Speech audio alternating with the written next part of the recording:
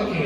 దేవుడు నన్ను పిలిచాడు, దేవుడు నన్ను పంపించాడు, దేవునికి పరిచయ భారం నా మీద ఉన్నది. ప్రియదేవుని బిడ్డలారా, అందు నిమిత్తమై నీవు నేను కూడా ఈ పరిచర్య చేయడానికి వచ్చి నాలో రగులుతున్న మంట ఉన్నదే.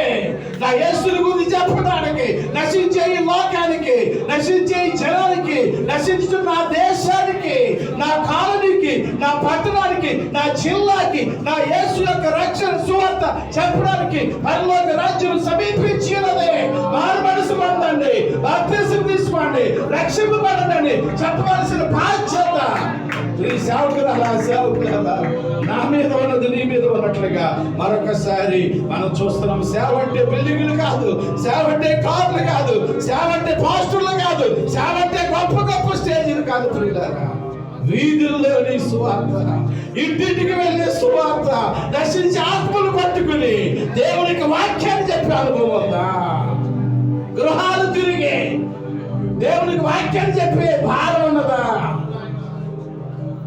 ఏ కుటుంబంలో ఏ బాధ ఉన్నదా? ఎవరు దేని చేతి దూషించిపోతున్నారో, ఎవరు దేంట్లో నలిగిపోతున్నారో నీ దగ్గరే ఉన్నారు, నీ చుట్టూనే ఉన్నారు. Do you see them? వారి గురించి భారం ఉందా? వారి గురించి బాధ్యత ఉన్నదా? నువ్వు దేవుని వద్ద నుంచి పంపబడిన సేవకుడు అయితే, నేను దేవుని వద్ద నుంచి పంపబడిన సేవకుడు అయితే ఆ భారం నాలో ఉండాలి. నీలో ఉన్న రెండు చేతులు కూడా పైకెత్తి ఒకసారి ప్రభువా గివ్ మీ దట్ విజన్, ప్రభువా